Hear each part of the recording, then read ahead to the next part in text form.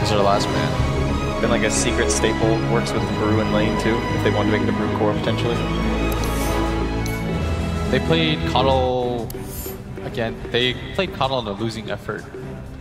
I know he had like a Hex and everything. He was quite farm. Yeah, against VP actually. Yeah. But the band definitely demonstrates they still give it respect. And a Skywrath ban. Okay, very nice. Secret kind of on top of it, right? Thinking back. I mean, that was very obnoxious to play against. It's cool to watch these teams draft against each other It is. because these really aren't meta bans. You know, there's no other teams that are going to get Rubik Coddle banned second phase, but it's just the weird little niches these teams find themselves in. What's surprising is that Shaker is still in the pool and completely untouched, whereas we see multiple other teams that'll just first pick that no matter what. But yeah, Secret aren't a renowned Shaker team, are Oh, they? that's cool. So they kind of guarded it with the Brewmaster too. Yeah, and they slow down the pace of the game a little bit.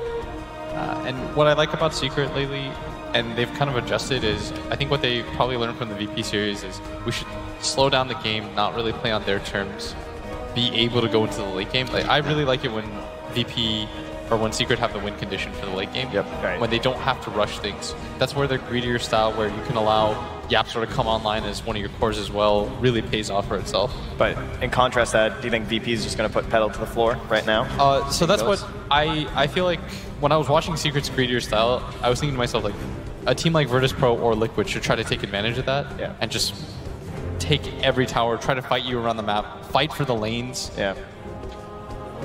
I think it's complex, right? Because you have to make sure you don't lose your lanes, because VP can just snowball if that win a game. Yeah. I think you need this hero like Brew that removes VP's ability to easily team fight you, and to your point, have that trump card in the late game. Like, don't be on a timer. And if you can check all those boxes, I think you're going to come out with an advantage. Yeah, I like that way of putting it. That's always how that's how a lot of people that I work with put it as well. It's like, don't put yourself on a timer for against certain teams. Like against the, I remember when we were on DC, we were thinking to ourselves, like, when you play against any teams, definitely don't put yourself on a timer. Like, just pick Rezo, Anti-Mage. You'll win the game eventually. Whereas if you play against, like, for example, it does matter between regions and stuff like that. It does. Whereas, like, you play against Chinese teams, you have to be willing to play these mid-game strats because they will fight for every little bit of the map. That's a good point. It looks like speed gaming here, right? Virtus.Pro going for that Chen. They're ready to go. Yeah. We saw the counter the Chen last time, though, which was what Secret did. They just picked 3 really mobile cores that couldn't get pressured in lane. But this time around, I mean, the Invoker can definitely get pressured in lane by Chen. This is a value CM pick because the attack speed talent for Phoenix Egg as well as the Chen. Nice. Value, dude. And she's a Yule's builder with the GPM talent. I think it's, yeah, sure, the attack speed talent. Dude, that's a level 20 value, okay? You got to take those value points when you get them. Yeah. So I think this is a very good Storm. Yeah, great Storm game. I love playing Storm with Chen specifically. Yeah. Like anything that can give Storm the ability to stay on map longer is nice. You have all this sustain. The only thing ability to secure the lane. My only concern, anyways, is that I just don't. Your laning phase is going to be a little bit weak right now. I think it's going to be a bit annoying to play. And Chen ganking for the Storm doesn't really do too much. And I also don't, it's not the greatest Storm game in a lot of ways. Like, you don't really like playing against all this disable from Secret. Like, Storm hates playing against tanky heroes, and Storm hates playing against multiple methods of catch. And right now, like, we haven't seen this Orchid Invoker in a while, but even like a Yule's later on could be effective. Secret's got the last pick, of course. CM Root. I don't mind CM. I think Necro's annoying to play against, though. Yeah. You just get a Yule's and you can never kill him. Yep. Yeah. So I'd like to see this Storm go for like Kaya and a Bloodstone, just scale as well. Yep. Try and keep up with like this later looking focus from Secret. I was trying to do like Kaya and Orchid, but it feels like a slower build. Yeah, it's also, you're too squishy, right? It feels like you need to connect with your first Orchid move, or you're gonna, like, if you die trying to make a play, you're now like a 1300 HP hero, and it just feels bad. There's a lot of emphasis on the last pick for VP, though. Ramses has to do a ton of building damage, and I still feel like they're going to lose team fights at this point, even without seeing Secret's last pick. Bit limited on burst as well, so playing against a Necro with all these methods of peel, I'm sure. And Brewmaster, where you're trying to take him down. The CM's going to be going for a Glimmer Cape, like first or second item. Wow. So you need some sort of carry on Virtus.Pro. I mean, what are the options that you would feel comfortable with? I think PL I'd be alright with. Did I get better than the TB? TB into like the Panda. I guess PL the Panda has all the same issues. I mean, I don't know if you want to do it when Secret is last pick, but you could just Huskar them again. They Huskar'd them 9th last time, right? Yeah, they did. They did once. Because the mid was revealed. I mean, that was the big question coming into this game is, would the Huskar happen once more? They banned PL. So does that mean they're taking the TB for themselves? Nah, they're going to pick Huskar, dude. Oh, they take Luna. Okay, never mind. So it returns to the Virtus.Pro lineup. Faster paced carry, for sure. First nuke damage, too. She needs a little bit of time, yep. Dude, there is so much pressure on Pasha to have a good game. And I feel like if you're Secret, all you need to ensure Ramses doesn't like have a completely free game, but just don't give Pasha, room to have a Vanguard blink at like 12, 13 minutes. And it's that same scenario where none of the VP cores can really move that effectively. I like the Luna here. I think she deals well with the Brew. She's nice against the Necro too. But it's a support Brew. Yeah, I mean, you just get a BKB and you can cut through these heroes anyways. That's true. Glaives are nice this game. So you take the TB. Okay, looked very good on it last time. Team coordination for sure. And they addressed the Luna, but that does boost the effectiveness of the No One Storm as well. So there isn't really much for a Storm. I know I said there was possibly a difficult game, but now it's looking like a 4 or 5 item Storm could just have no real method of, like, you can't kill him, and then he picks up an Aegis, and CM's gonna die at the start of every fight. So check out the SAP overview. You can see there's a decent synergy on both sides. Virtus.Pro slightly ahead, I guess, but more threat from the Team Secret side of Heroes. Gents, which way is this going? It's a really tough one to call. It is tough. It's a very tight draft. I think both teams understand one another. They've got win conditions. I'm gonna give this. I'm gonna favor VP like 52%. Okay, Will. I'm gonna stick with my guns. I chose VP. Yes. So I will go with VP. Okay, Trent. Gonna go Team Secret, like the CM, like the Terrorblade. Bit of team fight. Easy. The Brewmaster, too good. The Brewmaster too good. You heard it here first from the panel. That's their thoughts. Then let's get into it, ladies and gentlemen. Game number 1, Virtus.Pro versus Team Secret.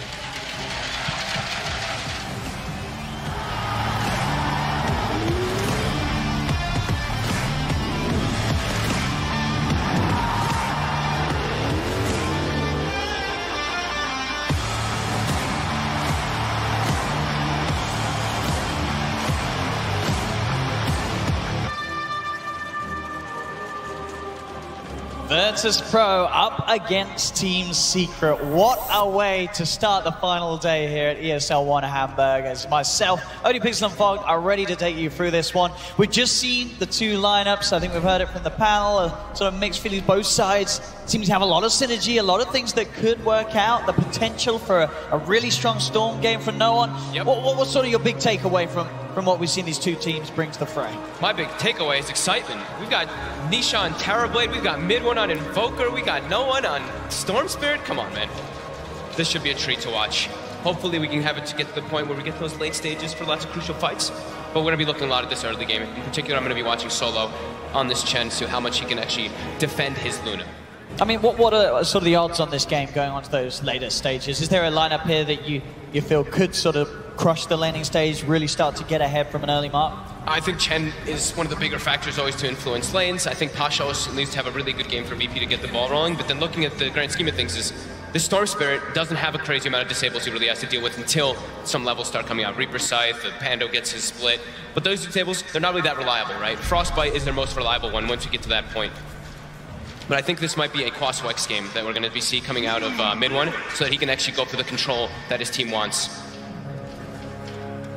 So we'll see Secret battle on this top room, but at the same time, VP should be able to go for the 2 down bottom themselves. It's Blast coming out, Yapsel slowing them down. Secret will not. So close enough for that one. So Bounty Runes, 3 for be taking top. Yeah, VP are going to get the 2 down bottom. So 3 to begin with. Pasha prepared for the lane. He's got the double stout ready to go on the axe. And it's going to be up against what looks to be Zai and Puppy coming together. The Necrophos and, of course, this Puppy. This support Brewmaster that we've seen Secret like to run. So Pasha, I think the idea behind this double stout shield here, since he's versus Necrophos, he doesn't want to lane versus that Necrophos. He wants to just cut the creep waves and be able to tank it up. So that's what I'm thinking he's going to be doing here. He's already positioning himself. He's giving the Phoenix the first wave, and I already see him walking into position to take that second wave on this axe. So yeah. As expected, when you're playing a core axe versus a Necrophos, you have to try to find your own type of farm. You don't want to play in his face in the lane. And in the top lane, I'm going to be looking at Secret applying a ton of pressure. That's what I was talking about. Solo has to have a big influence in this laning phase somehow versus this lineup up top. Because Ramses is definitely going to be under the gun. Pasha cutting the wave, Puppy trying to do what he can to punish the Actualist play, but it's going to be hard to do so. As we said with the 2 stouts, the way that Pasha can get away with this. He's just going to stand back here, and then it's going to be pretty much Roger in a weird 1v1. He's going to probably just try pulling the hard camp over and over again as his axe tries to maximize. We'll see Zai start to head over and have a bit of a look towards Pasha as well. They do have the clap slow. Puppy can get in range, but as it were, Pasha, just as it is sort of running a distance in the bottom lane in a bit of a different place now. Yep. As it's resorted to the jungle. The thing is that VP, they're displaying they're distributing the resources nicely. Pasha's now doing the small camp, and at the same time, Roger has pulled that hard camp.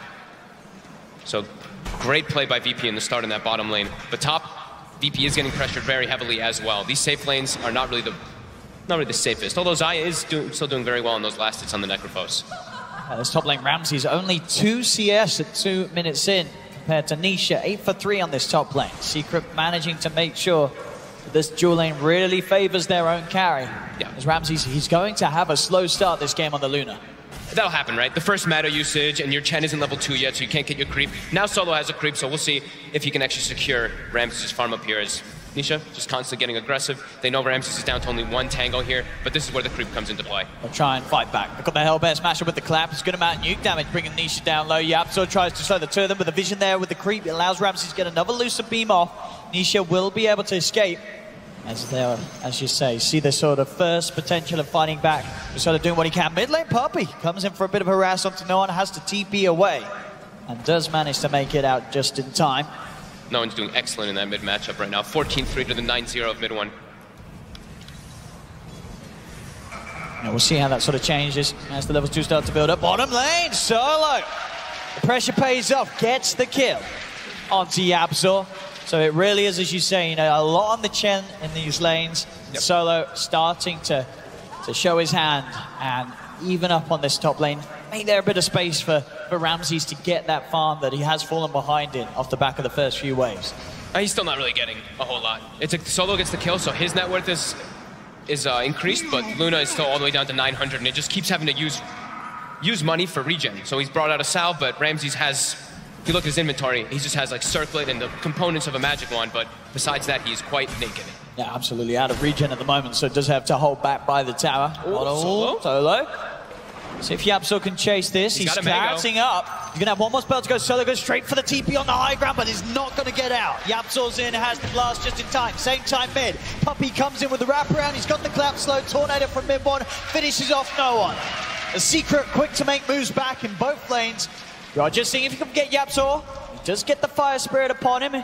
He's got the Tango regen, but it's not going to keep him alive, as Roger will manage to take Yapzor in return for losing his Chen. Solo up there in their own jungle. Action-packed start.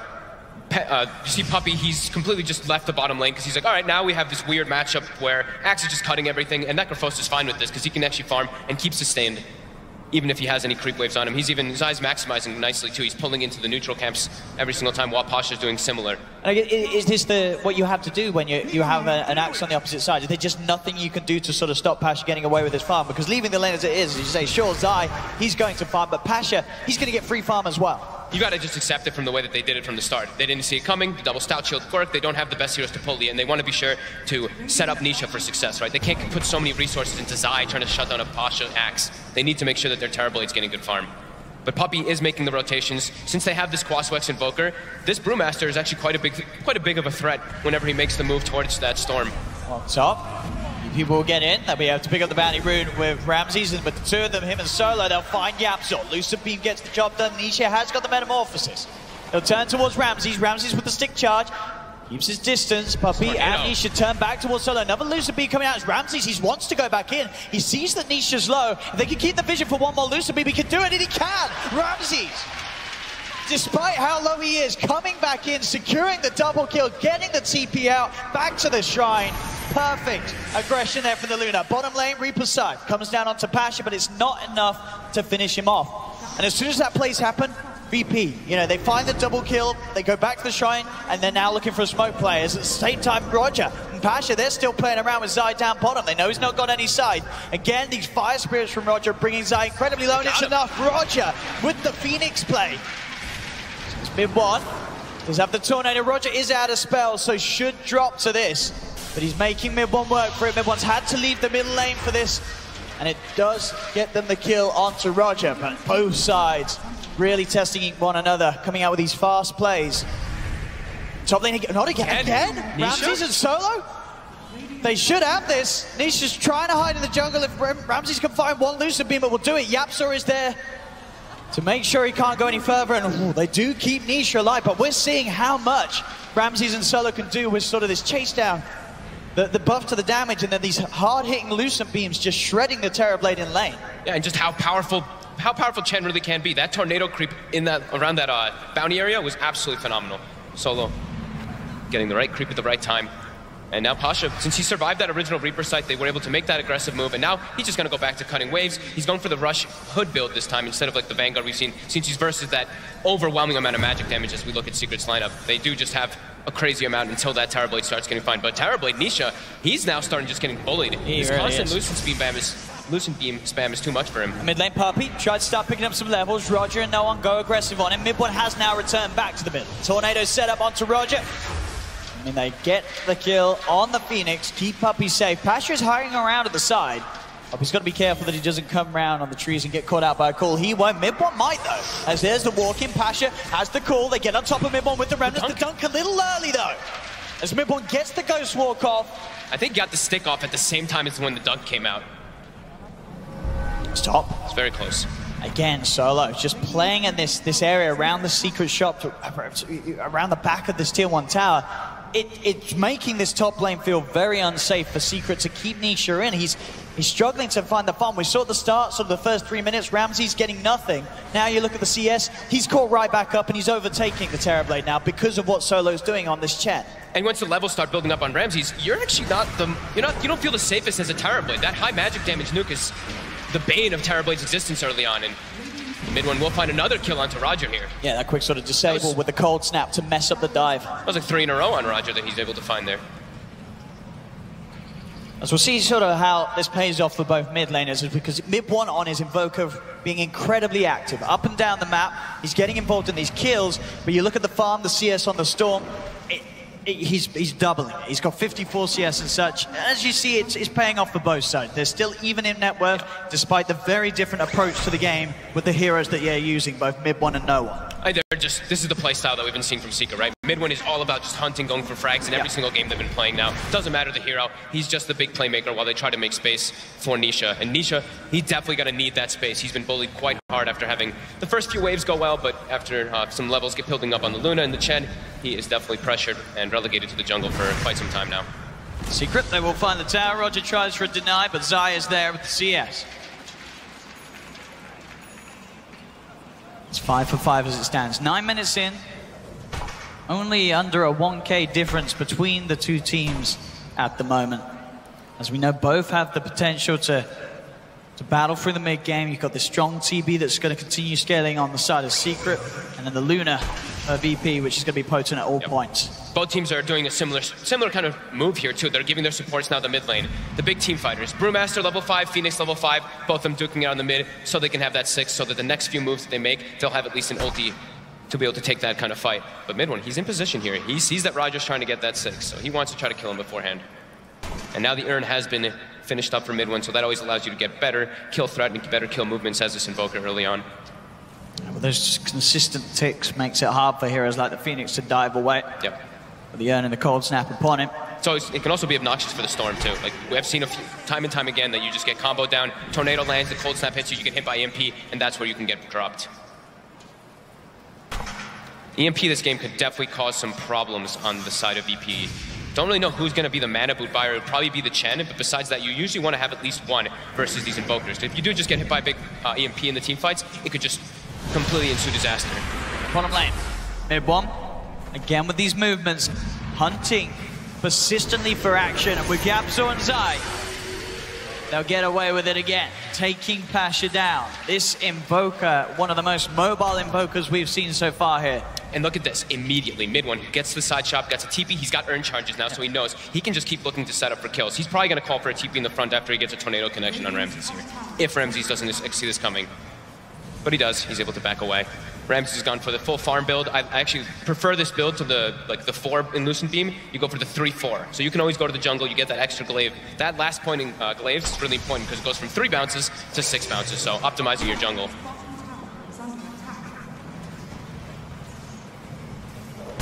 It's mid lane.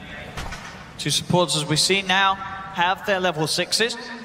Split available for Puppey. Supernova now ready from Roger. And Roger will get that smoke on its way out. And both sides, VP in particular, ready to hunt for a play. Maybe see if they can sort of punish the movements from mid one. He's been getting away with a lot across the map. The thing is that Secret, they're a bit more mobile because of this Invoker right now. He can constantly move around, making the moves to secure Nisha, this farm that he's going to be getting. Look at Nisha, he's just been jungling for quite some time, and he's starting to catch back up in that net worth.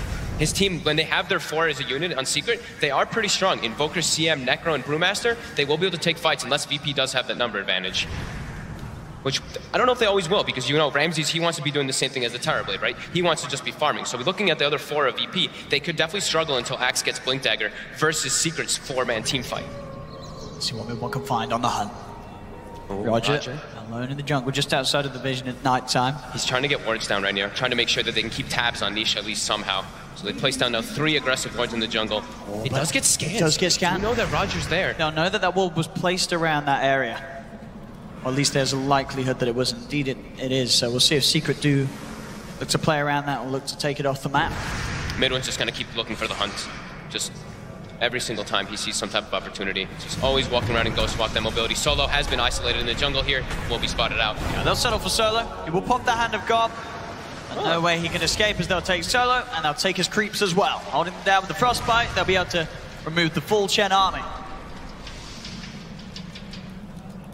Secret now starting to build a little lead, 2k advantage. Zai is sitting at the top of the net worth with this Necrophos that's already proved to be quite a hero to tackle. He's got the hood, he's close to having the Yule Scepter. Scans on Nisha, Roger. Starting to slow him down, but it's on top of a shrine. We even saw no one start to make the rotation over, since he does have a DD rune in that Storm Spirit's bottle, but they get pushed away as soon as that TP happens, and the movement continues. Look at Mid1, constantly on the hunt inside that Ghost Walk. 4 wards committed by VP inside of Secret's jungle to try to at least know where the Terrorblade is, so they can try to set up time to smoke ganks, or the Storm can look for something. Cold snap. Power of the cold snap, just making it so hard for Roger to escape each and every time, or maybe with the backup of no one, he's going to be okay. The Tornado does come out, but no one, he's straight on top of Mid1 with the Remnants, bursting this Invoker down low. He's got the Invoke backup, so can't Ghost Walk to safety. Now no one. He's used a lot of his mana. He's got a little left to slide down into the river, but the Primal splits out from Puppey. See if you can close the gap to disable the Storm Spirit. Solo, he's going to look to send no one back to home. Roger's there, but indeed the Dispel comes out. So the send home's not going to be there in time. Puppey bringing in the rest of the Primal Split Brulings to surround him. Punch him down with the stun. They're moving in. No one's got a little bit of mana to keep the distance. Now Puppey is left back. The clap over there for the Tornado. Mid1 from the low ground. The freezing field as well. Yapzor, one more touch will do it. And they get the kill on the Storm. They get the Supernova. And they'll get Solo 2 potentially as Mid1 Yapzor chase down the Chen. Cold snap comes into play. Pasha, he is starting to walk across. Solo's got the stick charges, but the right clicks from Mid1 are too much. They get Solo. Secret finding 3 heroes of VP. As that fight, that commitment there from Puppey getting in, as we saw, dispelling the send back, so Storm had to stick around. VP were forced to fight, but it was this angle where Mid1, he comes in with his long-range Tornado from the low ground, and VP, they were just all thrown about. As we'll see this again. Mid1's cold snap from the low ground, so he gets the follow-up disable. No one goes up, but look at this. Look at this long-range Tornado. It just hits the 2 of them. Beautiful. Sets up for the freezing field, then they have 3 heroes isolating around an egg, and it's just a Chen. Chen can't really help too much there. They needed Pasha a bit sooner, but he just had picked up that Blink Dagger. As in the real game, Zai able to find 2 kills. He actually finds a huge one onto Ramses with the Reaper, so Ramses is dead for 60 seconds. Now, they may have lost the Invoker for that, but again, another trade the Secret will be very happy with. Absolutely. I mean, Nisha's been left alone during all this, like we were talking about. The 4-man movements by Secret, they have the stronger lineup until the Axe gets the Blink. Pasha now does have that Blink in the last few moments. He has gotten it, so they really have to make a lot happen off of it for BP. They have to be making these moves with the Storm, with the Axe simultaneously to find Ramses a space to farm so he can match Nisha's Terrorblade, who's starting to. Pasha will be able to blink up to the high ground, but indeed, waiting there ready was Zai. Pasha pretty beefy with the hood, and will no one to be able to walk away from this, even with more TPs potentially coming in. So he gets himself out. Of course, very fast starting timings this game from Zai. The Yule Scepter, 14 minutes and 44 seconds in, on top of the hood. The new standard build that we see from Necro. Hood, Yules, Radiance, incredibly good versus Axe in particular. Anytime you can have a Yule Scepter, we've mentioned it time and time again, being able to stop at a call that blade mail damage that will come out later on. Zai. And Ramses just finally respawns. That is such a long time where the Terrorblade's allowed to actually now move his way up that Luna's farm, because Ramses was about 1,000 gold ahead of him before he did die. They really want to try and get Zai. It's such a big kill. It'll be worth a heck of a lot if they can. Supernova's being committed for this one as well. They'll zip it. They'll take Zai, and they'll get Yapzor as well. VP able to strike back against the pressure the Secret have been applying for the most part of this early stage of the game. Getting Zai. That's a big kill to find. As Zai, as we say, he's done 3 games so far. Now Secret. They're ready to continue this fight, keep it going. The Primal splits out from Puppey. Solo having to back up. A little bit of a heal comes through from Roger. but the Brewlings focusing down onto Solo.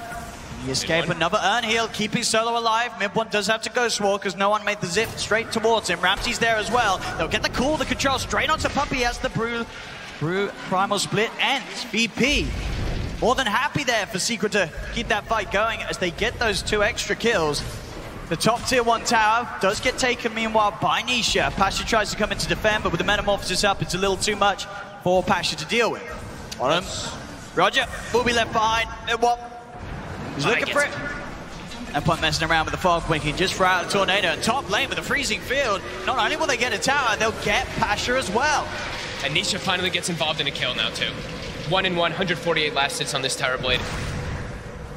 Starting to seem that every time we see VP able to hit back after initial brawl and get close to getting a kill. Secret, with the fact that they have this slight lead and these sort of heroes like this Necrophos, I mean, like the Brew and the Invoker that are pretty elusive, hard to catch. As we, every time Mid-1 sliding around the fights with the Ghost Walk, just ducking and diving back and forth. It's hard for them to control these heroes. We talked a lot about the difficulty it would be for Secret to lock down the Storm, but likewise, you look towards VP's side, it's all long Pasha to get a big call. Otherwise, these heroes, they're going to be able to find the perfect position to fight from every time from Secret's lineup. Yeah, I mean, they just don't have the control. They have the Electric Vortex once you get more levels, and now he's starting to get some more points in it. But besides that, the early game, their disable was very lacking besides that Axe. Who has to go for, he's going to be going for that Blade Mail first item, but has to go for a BKB afterwards. You're playing versus these Eul Scepters, you're playing versus heavy magic damage, playing versus Invoker. Just an absolutely needed item in this game as early as possible. This time, though, this is a little bit of a different style, right? This time, Zai is actually able to get farmed. They've set him up for success. He's on the Necrophos. It's a great game for this hero, too, since he's versus that core Axe. So they're actually prioritizing him getting some farm in this game besides, like, of course, Yaps are still always farming, but you see Mid-1, he's starting to tick down a little bit on that net worth just because he's the hunter, while Zai is the one who's going to be pushing out lanes and actually farming. And Mid-1 on the prowl. Zai, as we see, no surprise there with the timings he's hitting. A well above average game. He's bringing us on the Necrophos. Solo in a lot of trouble here. Mid-1 just waiting and waiting. He knows he's spooked. He'll wait. Make Solo use the dust. So that's an extra bit of a win. A consumable down and a life as well. Even an ult. As they'll find Solo and force all 3 of them out of it. Huh. He's been using the ult a lot just for himself, and it has a pretty long cooldown. 150 seconds without it. Yeah. It's a long cooldown indeed, and can be the make or break. Sometimes a hero gets caught under the Reaper's side, you sort of offer that extra bit of burst heal, could be the difference it makes to keep that target alive. Roger's trying to stack these Ancients, but it is under ward vision of Secret. They're actually making a very sneaky play. They're just walking into the pit here after that kill. With the Metamorphosis. And Alacrity. It's going to be very quick. Yep. VP don't look to be in any position to head over as a team, not even having anyone nearby to go for a potential steal. Pasha's farming Ancients. You have no one just making a beeline straight towards the bottom to push it out. Secret, they're going to get away with this one absolutely free. VP, what it tells me is like they use that Chen heal because they're just like, all right, we're just going to try to play the farm game. But Puppey, he's invis on top of Ramsey. He's ready to start off a fight. Indeed, Ramsey's in trouble. The Spirit Vessel down onto him. Yapso's got the disable with the Frostbite, and that's Shikari gone. So not only is the opposition Secret, they've got the Aegis, they're now pushing against a team that doesn't have their carry ready to defend. As they move the creep wave up to the tier 2, they'll keep on pushing forward. Those last 3 moments of the Metamorphosis does now wear off. But Nisha's already at a point where he's absolutely massive. 10,000 net worth. Manta Dragonlance finished. 25 seconds still without the Luno. Secret may back up and just look to take the outer towers. The tier 2s are still there on the side lanes. And like the panel had mentioned, Noah in this game, he's not looking for that Orchid build. He doesn't want to go for trying to find just individual kills. He's going for the Bloodstone greedy build. They want to be able to play this game toward that later stages. But right now, Secret, I don't think they're going to be too unhappy with that, with the way that they're farming on their Terrorblade, with the way they're farming on their Necrophos. Because Zai, I'm pretty sure he's about to have that Relic finished up. And yeah, he's at 300 gold away from it.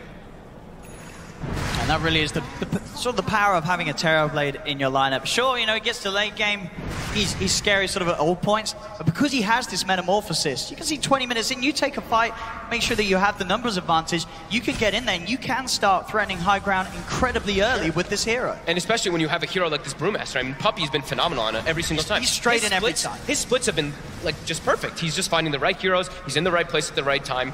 And they're applying so much pressure because of this brew and as well as mid one. Yeah. They're just like running around as this duo, always able to find kills and kind of just mess up VP's rhythm that they're trying to go for to get all this farm up. And the map control too. We look at all the towers being taken down right now for Secret, like you were mentioning. They've got 1, 2, 3, 4 towers already. We see on the side of VP, they've only been able to claim that bottom tier 1. So their invasion plays to try to hunt this tower blade is just that much more difficult right now, as they don't really have any aggressive wards down. They only have these 2 defensive wards at the moment. Their moves are looking a bit limited right now, especially versus this Aegis. They're going to have another move coming in against them right now. A Secret smoked up. Ramses has to be careful in a little bit of a scary position. Secret are able to sweep into this jungle. He needs to have a BKB before they can even try to take any type of fight. He's very close. Yeah. Or maybe not close enough. Secret start to poke at Roger. Reflection as well being used as they'll chase across the tree line again. Cold snaps onto him. Roger, he'll let himself die. Doesn't want to waste the supernova. Knows that he has to keep that for the high ground, but he's out of the game for 40 seconds. They've got meta. They're going up on high ground. Puppy's not there though. Puppy's decided to TP top to hold off the defense, make sure they don't lose the tier 1. A quick call from Pasha trying to pull Nisha's attention away from these mid lane racks and tier 3s. 25 seconds, no Phoenix. They have a ward on top of Ramses. They actually do see him farming as... No one's going to go from the big zip in, but still at this point not really much of a threat. Nisha's got the alacrity from mid 1. The tier 3 is going to be taken. They're not backing off yet, Secret. Still having the Aegis for 2 minutes on Nisha. They're feeling incredibly confident. Ramses has the BKB now. He TP's back, he's gonna pick it up. This is where VP's gonna try to take a fight. As soon as their Phoenix is up, they have to try to commit forward before they lose this Rax. Here we go.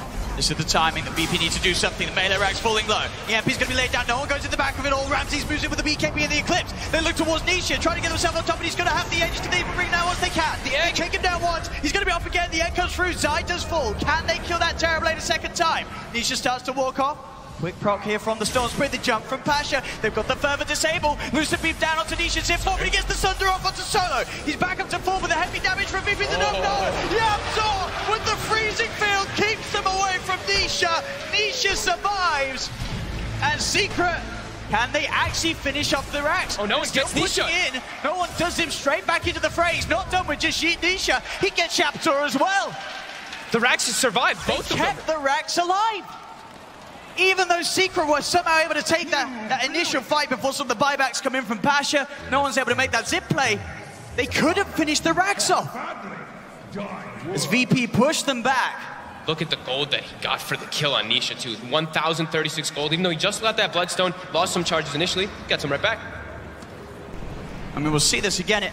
It looked to be going all pretty much perfect for Secret. It was an incredibly close fight. It was instant Yules as well on the Axe. The EMP is able to burn his mana. The Egg almost actually pops to get a couple extra auto attacks. Everyone focusing it. But that quick respawn. You see no one. He's going to get brought down here. But since he has this Bloodstone, he's able to respawn very quickly, and he's able to come back into the fight. And sort of for Secret as well, the fact that Nisha, he took a long time to die. At this point, it looks like, okay, this is great. Yapzor gets this ult off, no one's able to cancel it. But look at the Bloodstone, right? No one dies, but it's a 6-second respawn. So he comes right back. The angle that he comes in with the zip. Yep. Perfect angle, straight in, bullseye, right on top of Nisha. And suddenly, without the Terrorblade, it starts to fall apart. And Secret, they got some kills, sure, it was still not a bad fight as such, but they didn't get the barracks. As VP holding on. The lead now for Secret, only 1K. This game just got a hell of a lot closer. Sure did.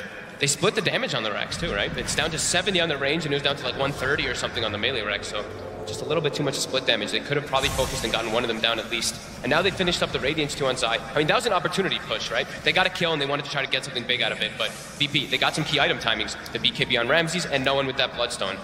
The Bloodstone build we were talking about, how it's going to be that big of a greedy one, so you can set yourself up for later on, because you're not looking for individual pickoffs, but it's also so good versus Necrophos in a lot of games, because you can just reset, not have to deal with that Reaper side timing if you do get ulted. Got to bear in mind, though, one of the big items wasn't quite there. Nisha didn't have the BKB for that push, so now, with the BKB on its way out... And the Radiance, too, on the background. I mean, absolutely. These are two big items that Secret were pushing without. Now that they do it with these items, this is the difficulty stepped up a lot for VP. Killing that Terrorblade But the BKB it's not easy. They've got to sort of perfectly time the call through the immunity whilst he's low. Try and outplay him. Make sure that he doesn't find the opportunity to cast Asunder. He gets solo outside of the base. No one, he's straight out of there. He nopes right back to base. And immediately they have Meta, they have BKB. They're gonna look to claim this one. And there is no glyph still for another minute on the side of VP. So Solo, he immediately buybacks just to kind of dissuade them from going for that high ground. And I feel this as well from Noah. He's got to get the BKB this game. Yes. He's saying, I can't afford to go greedy with the Orchid. No, I mean, it's just too much control. Like, if he gets caught by one disable, one EMP, yeah, he just can die. He's out of the fight. He's useless. So with that BKB, he can get the work done. Secret, the creep wave down bottom in a good position. They'll head to the tier 2 tower. They're going to have their Aghanims finished after this tower dies too. It has to get delivered on the courier though for mid one. The VP. They look like they're going for a jump here. He does. He starts to fight off, gets straight onto the top of the Terrorblade. The Tornado comes back in response. The Reaper sides down. Nord, he has the BKB out, zips away, but Pasha getting pummeled by Nisha with the Metamorphosis. They're pushing him back. The egg is successful though. Nisha, he's stunned up. He'll die. He can't get himself out of it all. As that egg from Roger is doing everything for VP. Yapso tries for the freezing field, but VP, they've taken down 3 of them. Zai's still alive. He's trying to head back in a little bit with the Ghost Shroud. He knows that some of VP are really low, but Pasha comes back in with the call. Midbot, he's still trying to fight this. He'll get Ramses. He's looking towards Pasha. Maybe he can get a few of these kills. Pasha hiding in the trees. Midbot alacritied up. He'll go for a TP away. He's not going to make it out, though, as Pasha comes back in for the cleanup dunk. Secret, they lose everybody at that tier 2 tower push. And that time round, it really was Roger getting the Supernova off. Secret, they didn't target the egg enough. They didn't focus fire. I saw Nisha, he popped the BKB, he popped his meta after the call as well, and he was hitting something else. I think he was hitting the Storm Spirit. He wasn't actually focus firing the egg, and it allows it to pop, and the control is enough for them. Oh my goodness. I mean, if they got that egg, could have been a totally different fight. They certainly would not have lost their full team. They had 3,000 gold coming out on the courier too. But the thing is that VP with the heads up instant jump. They also Secret, they weren't right next to Nisha at the start of that. So the Blade Mail actually did a decent amount of damage because they weren't allowed to tornado the axe or Yules him in the air during that call. I mean, and that was the fight with the Radiance on Necrophos and with the BKB on the Terrorblade. And it went a whole lot worse than the fight before they had those items. So VP showing us that they can easily tackle that. The BKB pickup as well from No One, keeping him alive and beating No One. Sees an opportunity to get straight back in. Looks towards Puppey. Puppey gets glimmered. Yapsaw, he's got a frostbite, but no further disable, so No One's able to walk himself away to safety. We'll be going back for that Orchid as his next item. He's up to 15 Bloodstone charges after that last fight. I mean, the thing is, like, with this build, when you do this Bloodstone build instead of the Orchid, you're not fragile. I know Will was talking about it, or Kyle, I'm not too sure on the panel. They were just mentioning how you're pretty beefy on Storm because you get that 400 health talent, you get this Bloodstone, it's 2,500 HP with 10 armor. It's pretty hard to actually shred through. It's Puppey. It's fine Solo. I think Solo's getting out of this one. Secret. Commit the Reaper. He's down for a very long time on that gen. A very long time. 30 minutes in, dead for 2 minutes. They're going to commit straight for that Roche. Can VP actually contest this, or maybe go for a snipe? Know. They have to know about this. They have such good snipe potential with the Supernova, with the Axe Call, with the Storm Spirit. There's so many ways that VP can make a big play like this. It's just a question if they want to, or if they even realize they need to. As it's half health down on Roshan. Nisha's saving the meta as well. He's doing it without that, so they can have it for the further push. They're not going to go over. So Secret's going to get this for free again. It is a bit of a scary area when you don't have one of your heroes. You already know that Secret's position, they probably have ward vision around the area too, and No One, he actually tries to make the zip forward, but he zips it very late. He has BKB. He will get it out, zips back away, he'll be fine. But a little slow on the zip in, maybe hoping for the premise that Secret didn't pick up that Aegis straight away, but even then it was a little after that happened. Yep. Maybe the hope of, maybe an attempt to try and spook them as well. Hey, who knows? Sometimes you see a Storm zipping in, you might force out a panic BKB from Nisha, and then suddenly it takes away something that Secret would have for the push. But Secret, of course, they keep their cool. They know that they don't need to be worried about that sort of quick zip, and they're ready to push. Metamorphosis is up on Nisha. Got Glyph this time.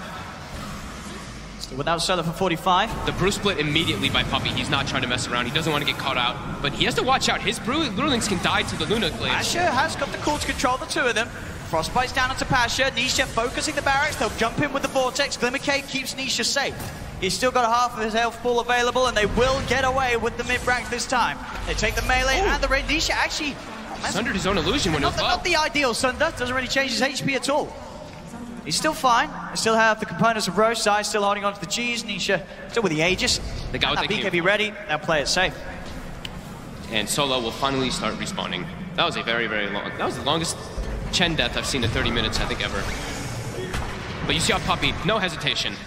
Instead of like waiting to try to get a perfect opportunity for the primal split, he knows it's like when you see those Monkey Kings when they just like Wukong's command to guard their Terrorblade when he's pushing the high ground, it's very similar to what the Brewmaster just did. Just protect the area of that TB. This VP looking to punch back in. Oh, this Solo has picked up 4 Cloak Aura creeps. Okay. It's a little bit different than you see on your normal Chens. Just all that magic resistance he's trying to buff up for his team versus this Necrophos and all the magic damage that comes out from Secret. Different approach. Down the mid lane they go. Secret, they start to play around with Pasha. Tornado does hold back the axe. The illusions from Ramses beating down on tier 1 tab. He's out of mana. You're up at the top. Yeah, no one. Pasha's not going to be able to jump in without that mana. As now VP start to back away. They may have to leave Pasha for this one. He's popping the BKB. Still trying to poker this. No one zips in, zips out. VP still very much wanting to get themselves out of this. Again, Solo, he'll be the one left behind. VP managed to get everyone else out of there, as it did feel like a bit of an awkward place for VP to be there, over by Secret's Ancients. It was unlikely they were really going to be able to do anything or catch them by surprise from that position at all. As soon as sort of Mid-1 had his eyes on them, going up from that mid lane up towards that area, Secret knew what they were doing. I mean, as soon as Pasha gets hit by EMP, VP's like, we can't take a team fight at all. We have no way to get him the mana back. They don't actually have a single pair of Arcane Boots in order to restore that, and Pasha, he doesn't even have a wand.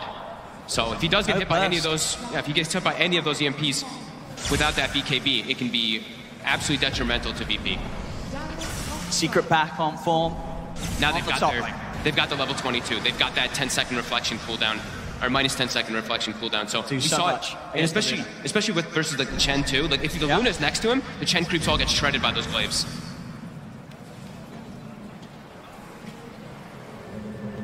Secret. Straight back down towards the bottom. Puppey Terms on his way out, trying to bump himself up to that 3rd point in the ultimate. Look at that beautiful view from the Snipes Lounge there. There's no one. Not the most crazy game from him, but still keeping himself above the average. Yep. As the full butterfly does get finished now for Ramses.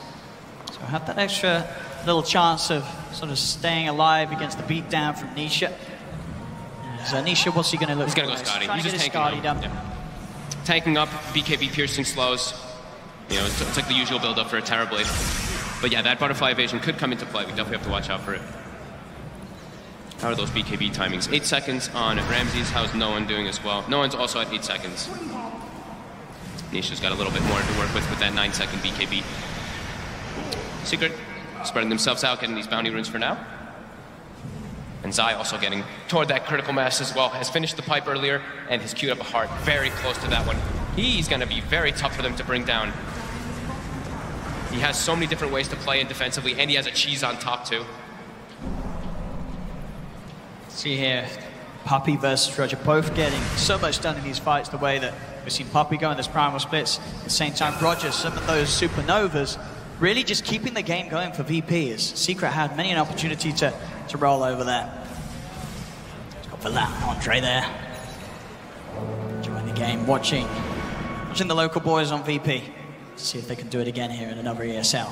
So far in this game 1, this best of 3, Secret really seem to have VP under control for the most part. For the most part. Just got to watch the positioning once those BKBs start wearing down, and looks like he wants to try to get some more control for his team. Like we were mentioning, it seems like so much pressure is on Pasha to really get like the perfect calls every single time. So no one's gonna try to help his buddy out here. Go for that Aghanim spill. Might still see him change it up, but this could actually be a good way to control versus that side of Secret. Just that follow-up that they seem to need, and also very good follow-up for the Supernova to help him. Already, Roger's been caught on the front. He gets the Supernova on Pasha. He has the call to save with the Invoker. Puppey's trying to take down the Supernova. Can he do it in time? They will. They'll get rid of the Supernova. BKB and Metamorphosis popped by Nisha, and they'll turn towards no one. No one's able to BKB and zip away, but Ramses caught in the middle of it. They've lost the Luna. They're going to lose Pasha as well, as he's trapped in the trees. BP trying in almost a show of desperation to come out with an aggressive play, and they just can't.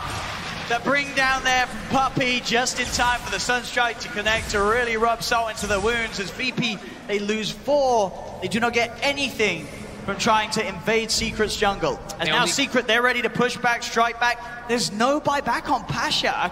Pretty much their biggest form of initiation and way of starting the fights, and there's no Supernova Eve. And there's no Supernova, exactly. It just seems so difficult for VP to actually take the control in the fights and not allow them to kill the egg. Only one target. Just find mid one alone. Okay. Well, that's step one. He's taken the Invoker out of this push. Is it enough? I mean, it's gonna slow down their push. Secret do seem to be backing up. They don't want to try and push it without that Invoker. Gives them the tip as well. Ouch. There's little things like that. You know, mid one getting caught out alone. It does shake up the momentum for Secret. Gives VP that extra chance to wait for their ults to come back. And for them to kick back down the line. Man, these fights. Look at this. This is the perspective. As soon as he sees mid one, no hesitation, immediately. What? He's very split from his team there. Look, the rest of his team is in that mid lane. He wanted to try to push the creep wave, I guess, onto that high ground, but very isolated versus Storm Spirit. Bit of a mistake there by mid one. But yeah, these team fights, Secret, they seem to have like a better control of the area of the fights, right? Even though you're fighting versus a Supernova, there isn't that follow-up control. It's just really the Axe call that they have to worry about, as we've been mentioning over and over again here. On Secret, they can just play around it much easier with that Primal Split. And now, this is something that you do have to factor in, is Crystal Maiden is now level 20. So 250 attack speed. He's got it. Versus the Phoenix. Yapster could definitely be looking to bring down that egg. He's actually queued up an AC on Crystal Maiden, by the way. We'll see if he goes for it. I do hope he does. As hey, at this point, it certainly would help them have that extra bit of effort to take down the racks and add to the siege. I mean, as usual, Yapstor is he's getting pretty close to mid one's net worth. I like this as well. Look at no one. Is he still queuing it up on the Storm? Still has the Aghanims, He's going for that. talking about. Yeah. They need more control. This is what you need against the 250 plus attack speed CM. You've got to stop them from hitting the egg. They just need something to be able to control. The follow-up control versus this terribly, because as soon as I see Nisha, he gets the meta, the BKB off in the team fights, it looks so scary for VP to walking into that one. Because even Ramses, sure, he walks in, but then he just gets reflected, and then it's even worse. It's like a BKB Terrorblade hitting you, as well as this really, really farmed Luna that's also going to be bringing you down. Ramses looks like he's going for the Eclipse build, it seems now, as he takes the mini stuns instead of that lifesteal we usually see. I guess he's feeling man fighting is not an option in this game, so he has to try to do it in a different manner, going for these just little interrupts that could actually stop like a Sunder play. It could stop a Sunder. A couple different things. It absolutely could. Stop a Sunder, could make it that little harder for Puppey to get off the Primal Split. A lot of things that could come into factor. As long as Ramses can get in position, can commit with the Eclipse, especially when the BKBs are down. Obviously, we've seen a fair few usages of the BKBs, so the timings, the durations are getting shorter. Yeah, and Nisha's still at 8, and the other two on the side of VP also. I mean, Ramses has an 8, no one has a 7-second, and Pasha's also at 7, so still relatively high, but smoke on smoke battle. For the third time, VP will contest Roach. They're heading over, jump in from Pasha, they're looking towards Zai. Zai's able to use up, Primal Split is going to be successful. Ramses committing with the BKB and the Eclipse, and Supernova's down, but Nisha with the BKB focuses the egg. The egg's going to be taken out, and with the Metamorphosis, he turns towards Ramses. Yapsor still kept alive, but the Reaper Sights down, bringing Ramses low. Ramses will fall. They'll look to Pasha. Pasha actually able to blink out. Somehow being able to blink away, but Puppey is on top of him with the remaining time of the Primal Split. They get Pasha as well. I mean, Zai and Puppey leading the charge. GG's called. Wow. GG's, there's no Luna, there's no buyback. Nope. No buyback on the Luna, no buyback on the Axe, no buyback on the Phoenix. They cannot deal with it anymore in this game. VP is Secret. Take game 1. I mean, Zai and Puppey, they just walk in and they're like, we don't care if we're the ones initiate on it. Zai is so tanky with the build that he went. This is the build that we'd love to see. This Yule's pipe into Radiance, he gets the heart afterwards. He doesn't care if they focus fire him. They're gonna have to blow so much to try to kill this man. Puppey instantly just pops the split, and from there, the team fight looks so difficult already. We see no one, he jumps to the backlight to try to focus fire the Crystal Maiden, but this Crystal Maiden has Guardian Greaves, and I believe a Hyperstone at that point. He couldn't actually bring him down. That was the whole entire Storm's jump, and he couldn't even hurt. He couldn't kill the Crystal Maiden. And sort of hero-wise as well, I just feel like we're seeing so many times, so that these games where you have a Necrophos in one lane and a Terrorblade in the other, if you don't deal with these heroes by a certain point of time and have a good way to deal with them in the late game, they just become unkillable. There's literally no way to get Nisha out of the fight once he pops a BKB, stands at the front.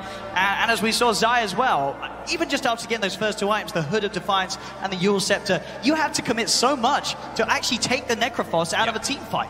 And also they were able, like, for me, for Secret, they were able to run this like 4-man unit where they were constantly able to take these team fights, assert that map control, take those early towers, while Nisha is just farming the whole time. Yeah. And then once they have that map control, they're able to secure the Roshan. That was a big thing for me too, is they got the 2 Roshans. They got the instant cheese, and they got the pressure.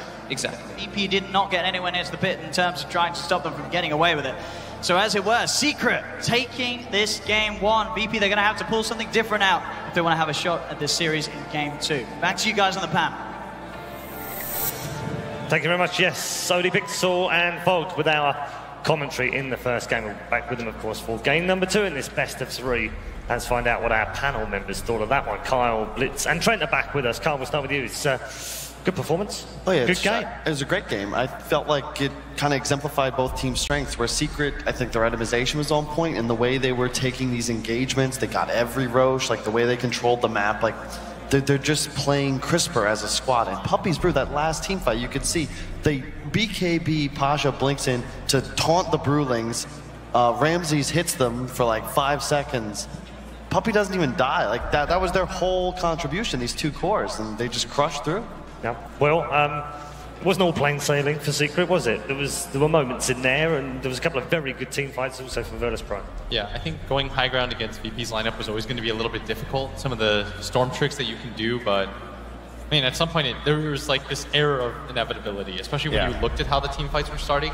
If VP didn't get the ideal start, it was just a crush. And even when they got a pretty good start, it was somewhat one-sided when the team fights happened. Yeah, a couple of team fights towards the end, Trent kind of pulled it back to Virtus.Pro, but as Will said, it did feel like it's just a matter of time in the end. Yeah, they set such a good lead early. Like, I know it ended up being a kind of a long game, but like at the very beginning, just all that roaming that was going on from mid 1 really set a pretty solid pace for the side of Team Secret. It gave tons of space to Puppy in the mid lane. And not just that, like it's just the way Secret plays, right? Because you look at mid-1's items and his net worth in that game, it's not very high, but what he's picked up, Spirit Vessel, BKB Ag, those are all incredibly high impact items for an Invoker. The same with Puppy, who was able to go like drums, Yules, pops drums every time during an egg. Right, and you're looking at a Grieve CM too, right? Yeah. Like, yes, you're lowering it on this mid-core, but it's being spread and it's being used to like the utmost efficiency. And it puts more emphasis on each individual, like communicating what they're looking to buy, recognizing what the team might need to win a fight. But if you can spread the wealth and everyone also makes good decisions, it's great for the overall economy. All right, we'll have a chat about MVP in just a moment. But first of all, let's catch up with Purge and see what pearls of wisdom he's got for us now. I'm glad you guys were talking about mid-1's playstyle in the early game, because I thought that was the most interesting part about how this game worked out for Secret.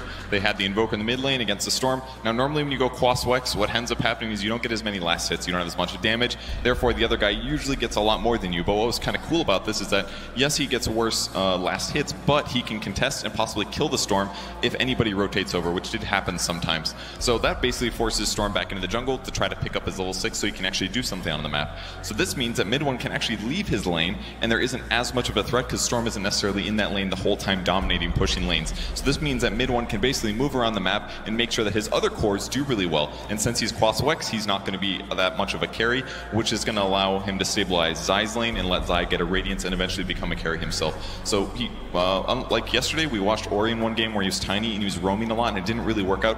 But this game, it actually felt good. Mid-1 was going from gank to gank, lane to lane, runs all the way top here, gets spotted by a ward. No kills happen, but later on there's a dive mid with Phoenix going on Brewmaster, but he rotates in last second. This ends up getting a kill on the Phoenix. And that was no one's first contribution to the game in a team fight sense. So basically he's not only stabilizing his lanes, he's also making sure that no one doesn't get ahead in a huge way in terms of gold. All of these attempts for no one basically fail. And later on he rotates bottom, they end up killing the Chen, and then finally there was that really big impactful fight in the mid lane. He goes top to stop the Luna from getting free farm. And then eventually there was that dive mid, I think it's about here, where they end up diving, trying to kill the Phoenix. Storm comes out of the jungle. This is Storm's second rotation in the game, has been basically AFK farming up until here. And right before he's about to kill him, he uses Ghost Walk, all on Quas, by the way, so that by the time he chases for that eventual fight where they dive under the Storm on the Ancients, he's full health. He ends up getting a snipe with the Tornado, which is really effective over here. And then Yapster was able to fall up. So at this whole point, he's actually been even on net worth with the Storm. The Storm got a little bit ahead right before his death there, but despite all this time that he's not in lane, he's still equal with the Storm. It's just incredible play, and it really creates a lot of space for Secret. Good stuff. Dankeschön, Verge. Yes, great that he picked up mid 1. Also talking about on the panel because he is our MVP for game number 1. We'll take a look at his statistics right now. Gents, are you all right with that one? I mean, anytime you hit 80+% kill participation, I mean, how do you really warrant giving it to somebody else? Yep. He's been very good, Will, this tournament, I feel. Yeah. Like a standout player rather than just, you know, he always does his job. He's quite regular, isn't he? He's quite reliable, but he seems to have had more standout matches this event. I think it's partially because he's also completely changed his style from what he normally plays. Because last year we saw him as more of the carry type mid where he would just win games for you. Now it's just, okay, I'm going to roam everywhere to give everyone on my team farm. I think he does such a good job of controlling the map pretty much by himself in the mid game. Like post-laning phase, this is the guy that makes everything happen on the map. Right, for Team Secret. Like who's usually roaming at that time is the supports, right? But they have this other thing going on where Puppey and Yapster, they're getting very greedy. I mean, you saw it just in the videos that Perk was showing. Mid 1, his net worth is pretty low. It's like even with the Storm Spirit, but you look at those two supports, they've creeped up, both of them above both supports on the Dire side, and the CM's like almost doubling up the other support on the other side, so kind of brutal. Tough stuff. Plenty for Virtus.Pro to think about during the break, which is where we're headed to right now. Don't go too far away, though. Secret versus Virtus.Pro, game number 2, coming up next.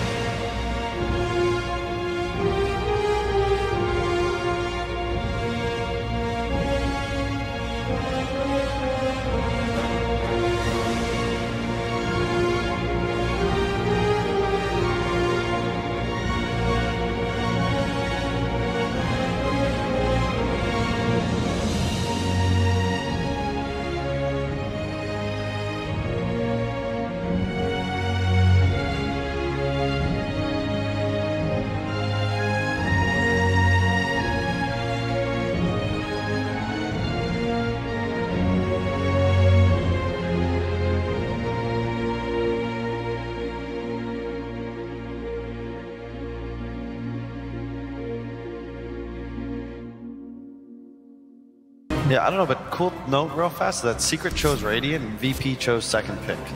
Just so you guys are all aware. So this is a shift in what people value. It seems like everyone's preferring that last pick, second pick gives you, and obviously Radiant's still the best side. It's like 57% win since TI. There it is. I like that choice from Secret. I feel like this is their bread and butter. Oh, okay, so the Brewers switched teams. That was a Secret speciality so far this tournament. It has been picked up by a couple of other teams as well, notably Misery, of course, for Pain. And now Virtus.Pro will take it away from them as well. I don't like Bruin with Enigma personally. At all. I understand why it matches up against Phoenix, but Enigma, like, it's not a good time, I don't feel, for a Brew. And you don't really touch him once he pops a BKB. It's true. You're not wrong. I mean, he's got some issues, right? Maybe he can get the control element too to make sure that you don't get your split offs. So Weaver, one of the best ways to deal with both those heroes, actually. Yeah. Weaver and an Enigma. And something Secret loves to capitalize on is when they have like minions or creeps, they double down, right? They do the Veno and the Weaver and an HOD hero. This time it's the Enigma and the Weaver. So you throw out bugs, it hits 3 heroes, you have Eidolons to target, you still have the enemy heroes in front of you. It's just really cool synergy.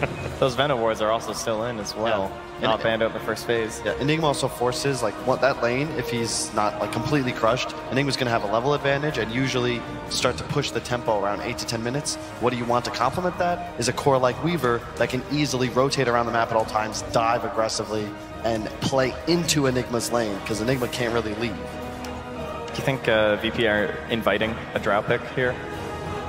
Having already the Phoenix and the Brew? Not even going to worry about banning it? Be like, go for it? I'm not sure. I feel like that's real risky into first pick team. Yeah. Because if you give away a free Drow game up to 4 picks, like that's too tempting. There's nothing in the arsenal that's like capable of countering a Drow strat, especially with Enigma Weaver. Axe Dazzle bans from Secret. They've already got Phoenix Brew. Secret don't necessarily believe that Brew is support. I would fear the Pasha Axe too, to be honest. Even though they lost that last game, I thought he had a really strong impact. It was just that his squad's team fight couldn't compare with Secret at a certain point in the game. And they've got right to think that as well, because the Ogre is now out alongside the Phoenix. And they do ban the Drow, just to... Yeah. I think it's just way too strong with Enigma. It's like Enigma Weaver, Enigma Marana, either of those openers. Yep. No thank you. I agree. But the Veno's still there potentially.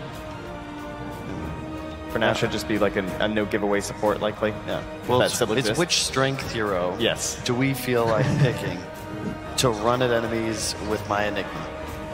No, that Legion duel, that's a lot of lockdown, you know, purging some Fire Spirits, purging Ignite in the laning phase. I really like LC. Even if it's a support, I love, whenever you see an Ogre, right, it's more likely to be a single core lineup, and an LC duel even has support for that lockdown.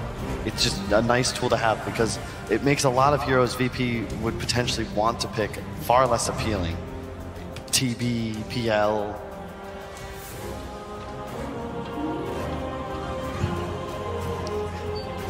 Yeah, that TV's looking a little scary right now with the Bloodlust being available. It's like old Secret would probably do something like an Earth Spirit here, but Yo, Legion it up. I don't think that that's a strong enough hero. You like New Secret? Yeah. Take away the stun, the 1 stun. Yeah. You can duel the egg. You can dispel everything that Brew does. They might Rubik, but I, again, just think that strength heroes just... I don't know, they're just stronger, right? By their nature, even. Very well done, Kyle. Wow. Thanks. They're hitting the gym, you know, they're getting some reps going. Do you think you should be making any considerations about the Huskar again this game? Think they're just going to ban that thing out, not worry about Enigma. You're fine. You can't really play Huskar into Enigma because armlet toggling through the ulti or the meteor is nigh impossible, the Midnight Pulse rather. And they took the Enigma both games they had the Huskar as well. Just kind of to safeguard against that. Yeah. I like the CM again. Now that is 6. So that was banned 10, right? Last time. Yep. Last ban for Secret in game 1. And it's a great hero in this game. We've seen Phoenix Void throughout all of Dota history. When those heroes are popular, they can be first 2'd. Probably could be right now for all we know. It's a great Bloodlust bot. I mean, that's like the one hero I think that complements Void the best because you love having the move speed to just not be super reliant on offensive leaps. and just more attack speed, more bashes, more damage. It's just any hero that can only be effective through raw right clicks loves playing with an ogre.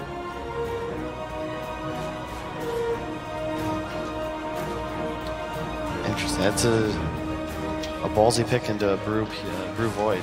It's kind of one of those heroes. I feel like there's no hero that feels good against Void, though. You know, like no core, no position 1. Itself. We're missing one line between the two bug heroes on one side. Trent's mildly I'm so disappointed right now. Yeah, but close, but no cigar. Will, if Secret are going to win this, how are they going to do it? I think for Secret to win this, they have to make sure they don't over-address the Brood. Like, you have to sort of understand that that lane is going to lose.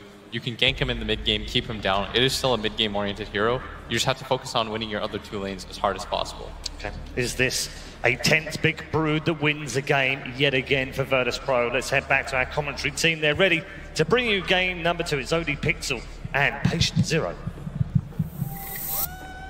Thank you very much, Red Eye. And what a game 2 lineup we have from both of these teams coming into this one. VP up against Secret, of course, singing this match. And the Broodmother, the panel, they seem to think this one, it's pretty done and dusted to a little sense of it. The 80 to 20, they say. This Broodmother that strong. Do you sort of agree?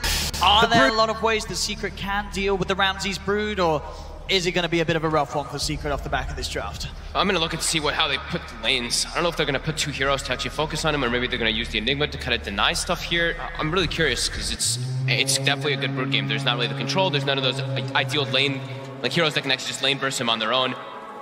Maybe the PL can try, but you're going to get overrun as soon as those levels start to build up. First few waves, the PL is going to be at some last hits, but once Brood, we know what happens, right? You get that level 3, you get your level 5, you just get overrun by all the spiders. Huh. I don't think I've ever seen no one play Void either. I don't think I have either. I mean, I feel like maybe there's been like the one game, but it's definitely not a common thing to get to see here, especially on the main stage. So we'll see how no one does. Yeah, and it'll happen when you see the Weaver, you know it's going to be one of these core like carry type of Weavers, and Void, as a Void expert, Owen, how hard is it to play the Weaver? Not very at all. It's an easy MMR climbing hero, so I expect no one to have a very good time on it. Okay, yeah. And it's the control versus those mobility cores is really ideal, but like the panel was mentioning, there's a lot of chaos going to be coming out in these fights. There's a lot of summons on both sides. I mean, you have the Brew Split, Spiders, Egg on one side, while on the side of Secret you have Illusions, Bugs, Eidolons, and Venom Wards. So yeah, chaos will be the name of the game here. And we'll see how Yapsor can do again, since they've been doing this consistently now in this tournament, is putting him on this like 4-position Enigma that he gets very, very farmed on. And they're actually putting this tri-lane at the moment. So they will be able to claim at least 2 of these bounty runes, but it looks like it's going to be 2 for 2 unless Nisha, he's able to snatch. Same time up top, no one's able to snatch. Yeah, Sully gets the Fire Blast from Zayas, no one's able to walk in, grab the rune. So pressure is in the game. They want to just slow down the Void instead of actually focusing on that Broodmother. Like Will was saying, you don't want to overemphasize on him, but you do have to address him at some point, so they can't just like take your buildings, take your towers. Puppy immediately rotates down bottom. Has to use a good amount of mana to try to like, just secure the rune, even though they didn't get that other one. So he is a bit low, but he does have the mangoes to expend. So obviously, the Brood, that without a doubt is going to be sort of the one big, scary strength from VP that could be hard for Secret to deal with. Going to look at sort of Secret's draft, is there a particular sort of point of the game where they're going to have some sort of strength that could be hard for VP's lineup to deal with? I think if they can get the PL very farmed in the later stages, sure, they have the Chronosphere for the lockdown, but do they really have that AoE damage? They've got the Dispel coming in from the Brewmaster's probably the best one to deal with those illusions and clear them out, and once Phoenix gets levels as well, but I do think a mass army of illusions in this game could definitely cause problems for VP in those later stages. They also have a lot of mana burn that they can build up on their lineup, right? They've got the Weaver and they've got the PL. Weaver, we've been seeing the Diffusal some of the times, also that mana break talent. It could definitely come into play where you see the Void just run out of mana, just from getting poked by illusions, poked by all these like different little hits. Yeah, and as we did see there on the stats, so looking back at the records of VP, they've got 5 games with no one playing the Void. They've won 4 of them, so a very good win rate in those scenarios. And of course, no scenarios where no one's played the Broodmother. Every single time they grab it, they get Ramses on it. One of the best Broods in the game. Yep, and as expected in the first few levels, mid one is doing excellent until those spiders are going to build up. We'll see Ramses start to even it out quite a bit mid one, taking a couple tower hits there. But yeah, he's doing excellent. Look at these denies. 9 and 6 to the 5 and 2 of the Brood. Really controlling that lane quite well. on this PL at the moment, as the spiders will start to build up. Yeah, that's sort of level 2, level 3, where things get a lot trickier for mid one, and he can be bullied back. It's finding it a little harder to find the farm against this constant harass from the spiders. Puppy gets an invis room. He's starting to make his way toward mid. We're now looking for what seems to be a courier. And nothing coming out at the moment. No deliveries being done here. And look at the rotation too. Roger's making his move toward middle. Mid one, he did use the doppel a chunk. He is really low, yeah. They know it's still not there for 10 seconds. Roger's getting hit by tower. Ooh. Quite the kill, just a bit of pressure, trying to ease mid one away from the middle, but he's got the south, bottom lane. Oh, that miss. Pasha will survive. Zai was also in a bit of trouble up top, but he will be safe as he will distance himself. And now it's just like some roaming. They're just going to have Nisha bottom versus this Brewmaster whenever Roger starts to roam, and Puppy will also match that movement, as Roger is also looking for a courier slip, it seems. Let's see if he gets any more fortunate, as Courier not making its way down to mid. And is now flying, so any sort of sniper is going to be a lot harder to get. And still maybe just focused on trying to get a kill. They've got the pressure, building in, diving behind this tier 1. Starting to dance around mid one, just using the fire spirits, not trying to take aggro from the tower onto the Phoenix. Yeah, he's gone for the double stout, as we've been seeing a lot of times on these melee heroes that you try putting versus the Broodmother. Ramsey's taking 4, 5 tower hits, 6 tower hits. He's messed up. Dead. He messes up. He got hit by the like 5 or 6 times. I mean, that was purely his own doing, going in and trying to get aggressive on mid one with Roger's out. Roger backs up, but he still sticks around, and he doesn't manage to de-aggro. That was a rare mistake from a Ramsey's Brood. Incredibly costly, too. This is a PL who's level 5 now, having a much better time than I'd expected. Double stout shield just works so well versus Brood. He takes 0 damage from these spiders. Bottom lane, Nisha. Can he finish this one off? Won't look to dive, a little too low. Just keeping Pasha low, making sure that Pasha struggles to get him really bully the Weaver. An ordeal that's already hard to do, as we can see Nisha farming just okay. Down bottom, not feeling too scared about the constant spam of the Brewmaster. We'll see this again in the middle lane. 1, 2, 3, 4. Switches for second. 5, 6, 7, 8, 9. I was actually 10 tower hits or more. Yeah, that was. He could not get the aggro off himself. That's a little bit of a question mark. I mean, he knows he messed up there. A little bit of an eyebrow raise. As he's got to do a little bit better than that, Ramses. He can't afford to make those mistakes. I didn't even see it was that many hits. I thought it was like 7 or so, but 10. That's something you don't see every day. As Puppy, with that haste rune, able to secure the kill with Nisha, as he's been playing super bullying onto this melee hero in the bottom lane. And no one is getting slowed down a bit on this Void, not having that free farm that he ideally wants on this, because of the pressure that's coming out from the Vano, and also just the Enigma, just the natural denies that's going to come out. Yapsor. No, not an easy lane for the Void. That sort of constant, persistent damage over time, that there's never really sort of a good point where you want to use that time warp, because you know that without sort of, it's not this nuke damage that you can instantly counter. You're always going to be kept low. The mid one is 41 last hits. A couple of those are spiders. He's actually just been standing still because Ramses can't actually man up on him now that he's got double stout to kill us so early on. 12 armor, double stout. This Broodmother doesn't really hurt this PL whatsoever. Mid one's well and truly won this lane. And sure, you know, Broodmother being a Broodmother, there are ways to recover and obviously go through those jungle elements of the map and really get yourself back on top. Yeah. But this PL, he's on track to be that issue that, as you mentioned at the start, is one of the big strengths that Secret can get away with.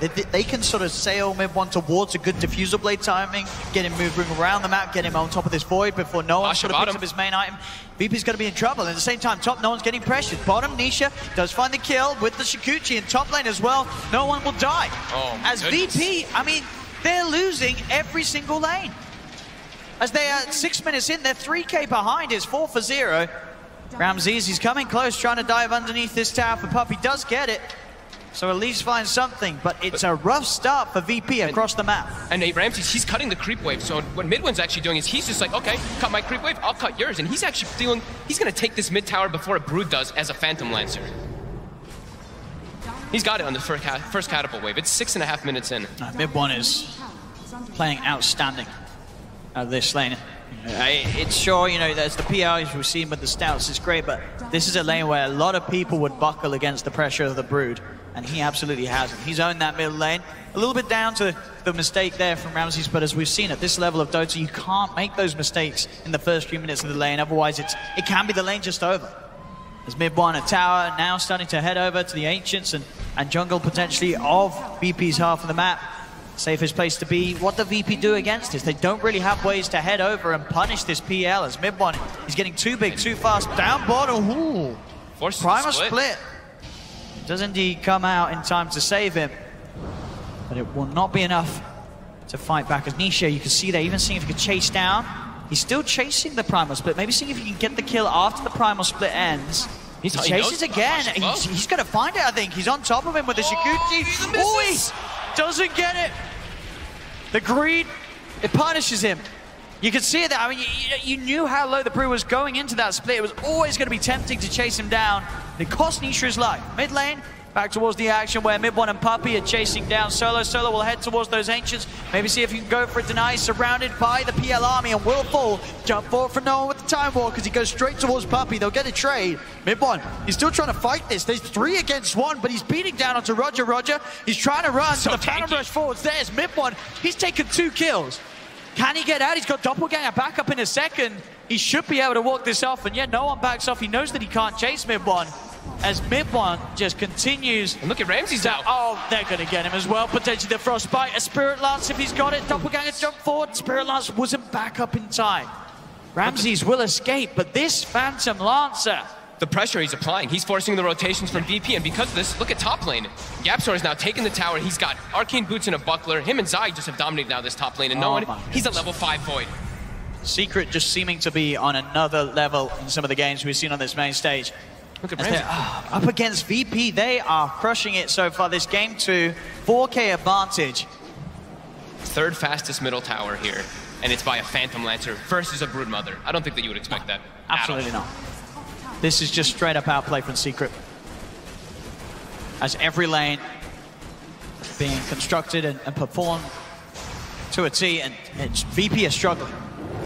The Solo up top, he does have the backup of Roger. They'll come in with the dive and the Spirit's out. Zai's got the stick charges, YapzOr with the Malefice holds back. No one jumps forward. He'll get the Chrono out to the 2 of them. Can they get some kills out of this? They'll get the Zai Veno. They look towards Puppey too. The bash comes in from no one. As VP, they're striking back. They'll get a couple of kills. YapzOr's there though, so is Mid One. It doesn't matter that they're by the shrine, the heal's already been used. Mid One, he still wants to fight this because YapzOr, he's got the black hole. He holds 2 more down. It's a double kill for Mid One. Pasha will TP him with the Primal Split, but they'll nuke down the Phoenix with the Spirit Lance. Secret. Can they get Mid One out of there? He's still got a Doppelganger available out of the, as soon as he's dropped back down by the Brew, so he can head to the side. He's going to hold it for now. Where's he looking to jump to? He's still trying to sort of fight back here in the midst of it all. He knows that he's got a chance of maybe finding Pasha. The clap comes through. Could he get Pasha with him? He can't. They kill the PL. Very smart play by Pasha. He actually runs the Fire Spirit as well as the Earth Spirit down to that low ground. So Mid One's put in a position where he's like, uh-oh, I don't really know which way I want to doppel. So they kind of sandwich him and pick up a much needed kill. But this PL is so far he's just running at them. He's going to have a Diffusal Blade any moment now. And also Nisha's kind of just been isolated now bottom. He's able to just get this farm up. Actually going to be opting for the Dragonlance build so he can get some farm. And Pasha's going greed. He's going for the Midas Sun Brew. And this is sort of the way I feel that you can play when you have a Brood on your team, because you know you're going to have this hero just totally sort of focused towards keeping that pressure somewhere on the map. So in terms of finding an opportunity for Secret, despite the lead that they've got now, to get to the point where they're pushing tier 2s, pushing tier 3s, it's always going to be tricky, because that Brood is going to be sitting somewhere, forcing some of your team back each and every time to deal with the split push effort. So you can draw the game out, and you can make that Midas purchase on a Brood pay off. As Ramses will find Puppey out alone. See, the thing is still that the PL, he can stand toe-to-toe with the Brood inside the lane, because going for this skill on PL is just way too difficult. But playing these supports is still going to be a bit of a problem, in particular for our poor Puppey. Zai also can be very limited versus that Brood. Unless he connects the Gale perfectly on all those spiders, he can be pressured by Ramses time and time again. And Ramses, he's looking for the aggressive build. He has his Diffusal Blade already finished up, so he can look to set up for kills. He can look to get involved around the map, as it does seem like they really need, because he's been slowed down so much on this Void. He is 3,300 net worth, similar as Zai, but the way that Secret's playing is that, you know, they prioritize a lot more farm on YapzOr, especially when they're right in this type of strategy. And Venomancer, he's got a 90 GPM talent. You know, he'll hit that level 10, he'll start making his way back up too. Bottom lane. Puppy on a bit of a warding expedition. Very deep. No one will start to bash away at the CM. And yeah, Puppy, he's not getting out of this one. Ramses gets another kill on that Crystal Maiden. He ward blocked one of those camps. He got one high ground ward. Top lane Roger. He's trying to kick something off. He dives forward, does have a supernova if he needs to commit it. No one heading into the trees to find Zai. The primal split there as well as Zai would try and TP out. It's not going to work. The stun comes straight in from the Bruling. Zai surrounded, cornered at the top of the map as Zai will get taken down. Pasha gets the kill. It's 10 for 9. VP starting to slow down that early game tempo that Secret were bringing. Oh, I do like the item queuing that I've seen Pasha queue up is actually exactly what I want. Because we were mentioning the PL, the illusions are going to be the problem, right?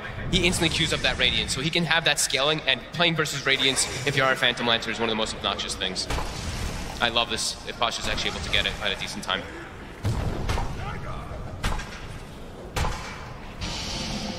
It's both Roger and Solo on a bit of a smoke mission. They've done a great job of recovering this early game. Yapso has got the black hole back up. And a full mech on top too. So this is a pretty tanky Enigma who can really turn the tides inside those team fights. They're going to make a bit of a go onto him here. The three of them, they do have a Chronosphere if they need a jump forward. They're not going to mess around. No one commits in, make sure there's no chance of sort of a kickback with a potential black hole. As VP pick off a Nova across the map. It's fine using that, like using Chrono for those type of plays right now. The way that the pace is, Secret's all split up on the map. They're not trying to force anything. They're not some like big 5-man death ball lineup, so just getting a big Chrono kill on like that very farmed Enigma, definitely worth it for no one. Not wanting to hold that for much longer. As mid, Ramses. Both of them having their defusal finished up, kind of standing toe-to-toe.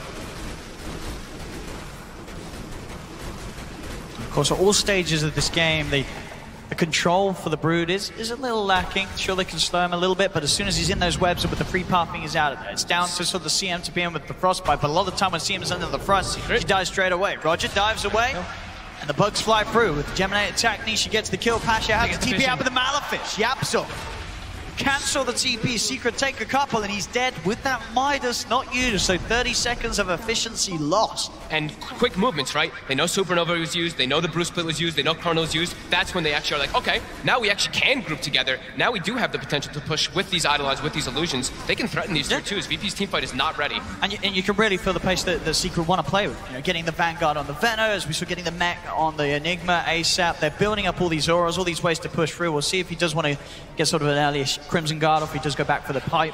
I mean, so side with his build. VP definitely can have some damage issues. If they're able to get Guardian Greaves Crimson Guard, I look at their damage, and majority of it's going to be coming from a Phoenix in the backlines during the Chrono. As Zai will get isolated by 3 and brought down. Nisha has come across, but not really a fight they want to poke back at Secret, at the least. Just with the two of them, and Nisha not quite having that first big damage item. His build at the moment, queuing up the Aghanims, changing that away from the earlier Disfusal that he did have. It's the item he'll be eyeing up. Solo tries to come up and see if he can find a bounty rune, but Nisha and Puppy are there waiting for him. They'll push him away, secure the bounty rune for themselves. And mid one. I mean, that's, so we do see some good games from the PL, but this game well ahead of the average on this hero, as he has been hitting some incredible item timings. And in the lane, as I say, where sometimes we do see PL struggle a little bit, or at least not have as free of a time as he has. They want Roger. Roger. Mid one, continue to be chased. Potentially, he's getting whittled down by these illusions. Actually, has to clear them out with a clap. As Ramses keeps coming, sort of sweeping in, trying to sort of cut the waves, slow down any sort of push that Secret may want to try and get together at this early point of the game. Still just 15 minutes in, Secret with the 4K advantage. They're feeling very strong right now. Just whenever they're grouped up, Yapso's pushing down bottom, but they know how powerful they are at the moment. Is Pasha trying to bait a bit of action. Pasha pops the primal split. They do get the stun onto Midbon. The rest of VP coming up with the Fire Blast. Midbon just gets locked down on the front of the fight. Roger dives in with the Malefice, stops him from getting the Supernova off. No one's got the disable onto the Weaver. Do they have the damage to kill off Nisha before the bash? The stun! They've got it! Pasha with the primal split micro has the control the VP need to get 2 cores. Big ones as well, maybe even more, as they'll get a blast onto Zai. Yapso does have the black hole, and VP will respect that. They'll take themselves away from the fight for now. At least they'll try to, as Puppy. He's leading in, he's trying to get them to still go for this. Solo's poking away at Yapso. So they will know that black hole's available, so they don't want to get too close. Same time down bottom, a bit of pressure onto that tier 3 tower being done by the Siege Wagon. That is Chrono as well as the split used. So Secret, they could opt to look for some type of fight here as they still do have pretty much everything available for themselves. As it is a committed Aghanims build onto that Weaver. 2 pieces already bought up. Just wants to be tanky and also wants to be able to try to save his teammates. Like the panel was mentioning, they don't have a save versus the Chronosphere, but the Weaver, he can act as that save if he itemizes. And straight to the Roshan, that's the objective. Chrono down, Bruce split down. They know that they're much stronger around here, and they also have the ways to get the vision, right? The bugs, as well as the Venom wards being placed everywhere. They'll know if VP's approaching unless VP has a smoke prepared. VP's teeping over to the shrine. It looks like they do intend to still maybe try and get in there. They only have that supernova, though. It's so difficult for them to fight this without Chrono and Bruce split. Can they really get in there, Roger? Dives in. They'll see the state of the Roshan. Yeah, they know that they can't. They know that they can't stop this. So Secret get away with the Roshan. Aegis on mid 1. Just identifying those things, right? Like big ultis are down, make your way into find some type of big objective, and they don't really have some good towers that they can claim as solo. He was connected with the Gale earlier and will get chased down. So back on track, Secret with this Aegis. We're still that sort of window of time where the Warrior of Chronosphere is not quite back up. We'll be there shortly, though. Pasha looking for Puppy. He's committing the split for this solo kill down here. He will be able to find it, but now they're going to know there's no split also available. That's true. It's taken away. Again. And Secret, I don't think they're letting up from this pressure in the mid. Absolutely not. They've found that tier 2 tower. They know that the full team fight is not online from VP. Just keep pushing. They have that Aegis. What can VP do to try and slow this down? Ramsey's trying to poke him from the side, but mid 1, he'll go straight across. Start to look to target the Spider. Bottom lane, VP, they've got Pasha TPing back. He has to get back. Even without the ult, they have to be here as a full fight to have the chance. The Chrono does come in with the egg as well, coming down. It's a good setup for no one. The Supernova stun successful. Ramsey's on top and side. And the Black Hole's there for Yapzor. It catches 2 of VP. It catches Roger. It catches no one. As they've lost 2, Ramsey's will be able to clean up Yapzor off the back of the fight. As he gets the Enigma solo, trying to TP out, but the damage is too much from Secret. As VP will lose 3 outside of the base, Secret's still ready to push in, and they still have that Aegis untouched on mid 1. And because they itemized, we were talking about VP, the damage issues are really starting to apply. If they don't have all their ultis available because of the way those lanes went, this itemization, the Vanguard, the Guardian Greaves, they're tanky enough to sustain through this. And that was the Chrono, that was the Supernova, and Secret, they're still pushing on. You didn't win the fight, you didn't push Secret back, so they're sticking around for as long as they can. As Roger TP's in, dive away. He has to be careful, and at the same time, they've got the Frostbite onto Ramses. Ramses, he's trying to be healed up by the Sunray. It's not enough, as Ramses is dead. And now Roger, he's not got the dive either, as he's gone as well. Double kill for Nisha. Secret inside the base of VP. Just beating down onto these racks. Nisha really wants to finish this. Get those racks done. VP have brought back on 2. Yapzor is back down. He's got the Greaves. He's going to be able to heal his team up. They can reset and just keep going for this racks. They should be able to clean it up. There's nothing that scares them at all. No fortification slows them down. What's the soonest ult that's going to be back 3 seconds for Pasha, but he's getting scouted. The Venom wards keep poking him. They see him on the side there. They throw the Gale on him. He's forced to split. They'll pop the split indeed, but the racks, the melee, it's gone. Mid-1 goes straight on top of Roger. Roger's frostbitten, he's held in place, but Mid-1 jumps outside of the base. The Spirit lanced over the illusion, finishes off the burn. As Phoenix is dead, the full Ags now picked up as BAM. Mid-1's given a nice bit of a heal. As Nisha with that Aghanims, they can keep this push going. Outside of the base, they've caught Pasha as the primal split ends, as that is Pasha, dead for 70. 20 minutes into this game, Secret well and truly dealing with the Brood draft that VP tried to bring to this game, as VP, they are crumbling. And they're still sustained. The Guardian Greaves, it's back up. Low cooldown, 35 seconds. Heals up his teammates. They commit for the dive. Ramses has the BKB. Goes inside, but he's trapped. He's trapped. He's trapped in the trees. No one. He'll get a 2-man Chrono, but GG. It's all over. It's all over. It's the end of the road for VP. As Secret looking as hot as ever today on this ESL Hamburg finals day. This first series getting themselves that position in the grand finals. And they made it look easy. They played so fast-paced. They made VP not look like VP. VP they didn't seem to turn up today. No, definitely not. I mean, they played around those ulti cooldowns. It was like, okay, as soon as they commit 1 or 2 of them, you'd immediately see Secret group up and they're like, let's go for objectives. Again, we see Pasha use that Bruce split bottom to kill Crystal Maiden. Ends up being super costly because Secret knows, hey, we've got Aegis. We can just commit up to a high ground push. We've got this itemization with this Vanguard on Zai, this guarding Greaves on YapzOr. They're so durable, so tanky. The damage just wasn't there for VP when they had that more laning phase start. Yeah, those early mistakes from Ramses, meaning that the Brood just wasn't able to be this terrifying beast that they needed it to be.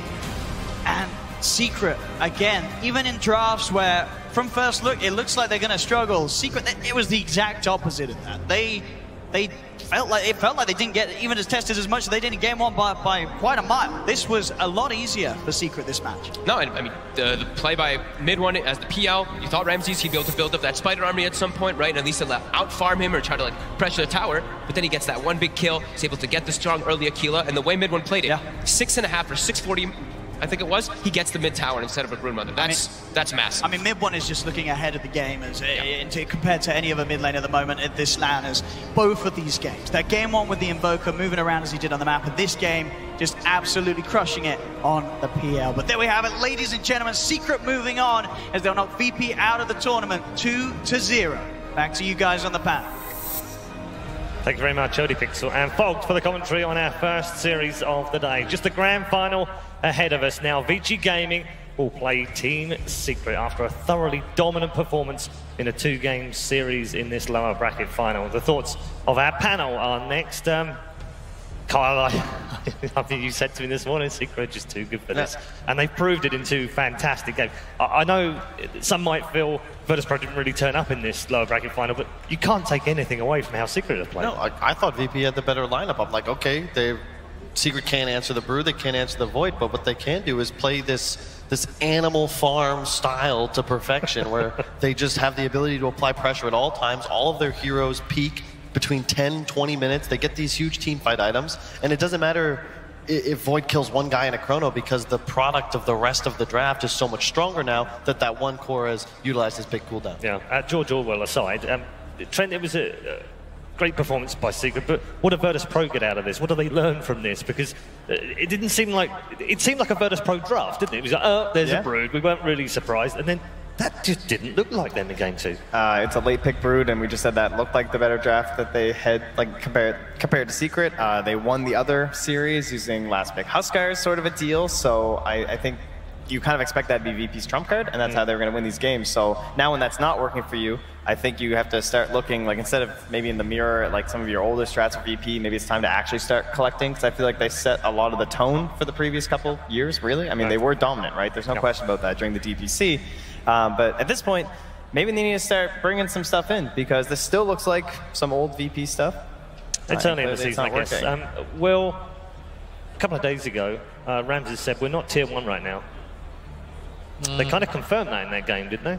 I don't know. They're still top 3 at a very stacked tournament. Like, they're a good team, but I just felt like, and they did beat Secret in the previous best of 3 that they played. It's just I think that Secret is the team that is setting the current meta trends. Like, I see these heroes. Normally they make absolutely no sense, but apparently this is how everyone should be playing. I'm ready for my pubs to be ruined by some guy who refuses to buy awards that plays Brew 5.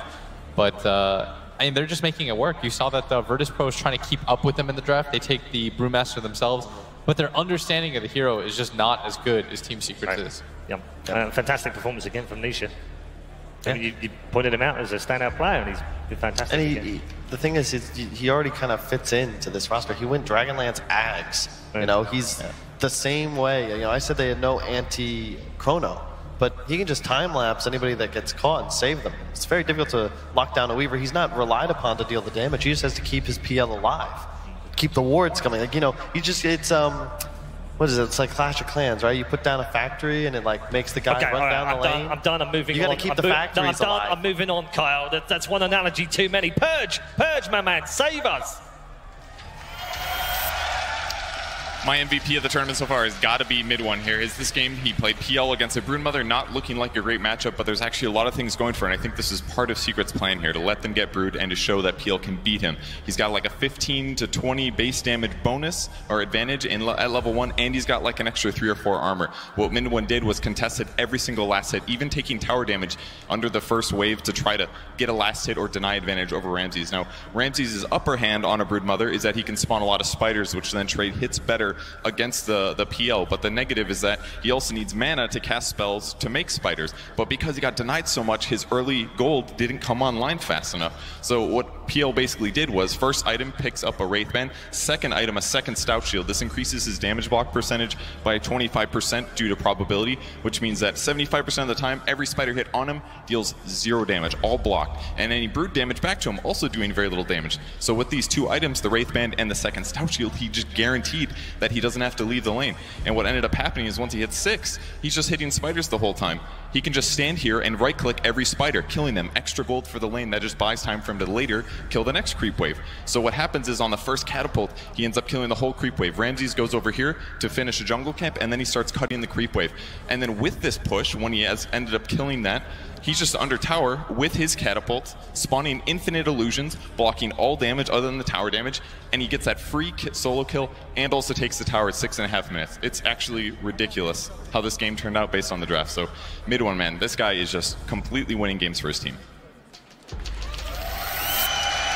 I think we have a mid one fanboy at the Weatherman station, and frankly, I'm with him all the way. Fantastic stuff yet again from Purge. Gents, let's just wrap up on this game. Virtus.Pro, obviously, as Will said, top 3 still, Kyle, so still okay. They're there or thereabouts. Will they take that and move on, and we'll just bounce back, and we'll see them come back at the major, for instance, and look really good? I think VP is going to need a bit of time because, frankly, I feel like they've been coasting for not just like the last 3 months, maybe the last 9. They haven't needed to invest too much time into developing new strategies and play styles. They could just stick to the old standard VP. They were better than the people they played against. Right. And they still relied, majors. yeah, and they relied heavily but on individual skill. But Dota's changed. You look at Secret, this is the new generation, all right? Like, this is what you're going to have to do if you want to win games of Dota consistently. All 5 players need to think about, what am I doing? Where am I laning? What am I itemizing for? When is my team trying to win the game? Okay, I want to get more from all 3 of you on that same subject in just a moment, but let's bring in one of the winning players as Zai joins us from backstage. Ludwig, good afternoon. Good afternoon. Well done. Congratulations, first of all. Great. This looked really terrifically easy in comparison to other Virtus.Pro matches that Secret have played in the past. What was it like from your point of view? No, I mean, for sure, it wasn't easy by any means. I think game 1 was quite close up until the end, and then game 2, I mean, it may have looked easy, but I think it's mostly just because of draft, and that part is not always easy. Right. Yeah, you guys executed that second game very well. What's it like for you returning to a team you've played with before, obviously playing alongside Puppy? What's it like coming back into the team? I'm having a good time playing with Clement again. Obviously, the team is not the same team I played with back then. It's only Puppy who remains as a player from that team, but. With him, I enjoy playing Dota with a lot, and then the 3 new guys as well. It's fun. You seem to have taken a bit of what you did at Optic over to Secret. You seem to be swapping between that 3-4 kind of role. How's that figuring out for you? I mean, personally, I don't really care what label I'm playing under, if it's 3 or 4. I think for this team, we're kind of going with positions and roles. As the tournament progresses, I think whatever we're doing isn't really something that we planned from the beginning. It kind of just happens because of players' personalities, playstyles, and this kind of thing. So because Yapsor keeps stealing Enigma. Yeah, I mean, pretty much. I mean, at some point Yapsor starts farming, and I have to move away. Otherwise, we're all just farming. So that's just kind of how it goes. All right, good stuff. I've got 3 other members on the panel. I'm sure they've got questions for you, Carl. Sorry, I got lost in his eyes for a moment. Zai, what, I don't even know what to ask, because it's really your team, I think, that's behind this like renewed Secret. I mean, obviously you feel like every player brings just 20%, but is there anything specific that you think you guys do differently that's led to this just great performance?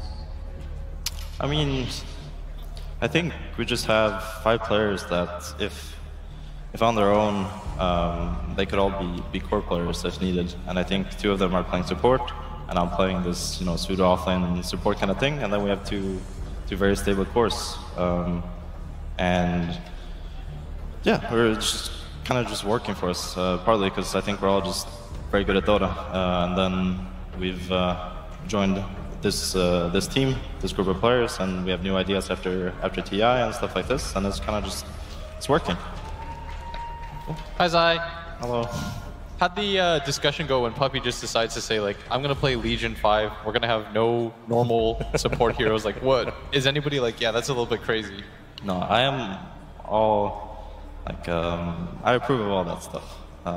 If I could play Legion 5, I would as well, you know.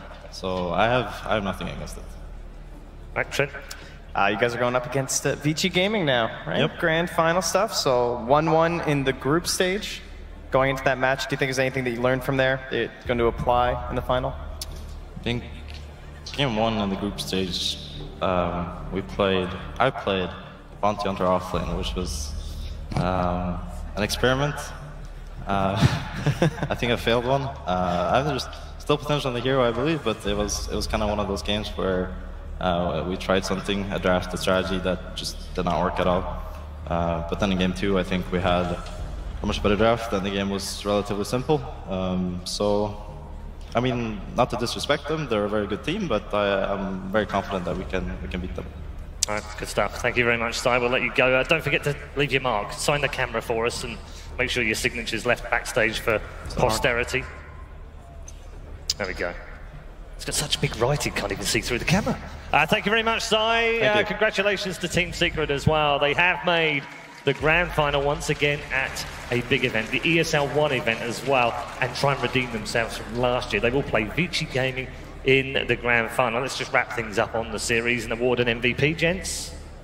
Oh, series MVP. Oh, I mean, Mid-1. Sorry, mid-1. Like, it's really no choice, I think. There isn't another choice, is there? I mean, everyone played well, and Zai included, as he pointed out, they're all very good at Dota, but mid-1 stood out. He's a special player. That PL performance was reminiscent of when I had to play against Abed in North America for quite some time, and also the matchups we had with TI6 qualifiers playing against DC, where there was this Weeha PL that was liable to just like win mid and just snowball the game. And mid-1's capable of doing this on so many different heroes, but that's a way to play PL that I don't think many people in the world really understand, like how difficult it is to win the lane, to constantly apply pressure, microing illusions, making the right item decisions. It's a complicated hero. I've like sworn it off because it's just like it hurts my fingers. So he really did great. Yeah, he did.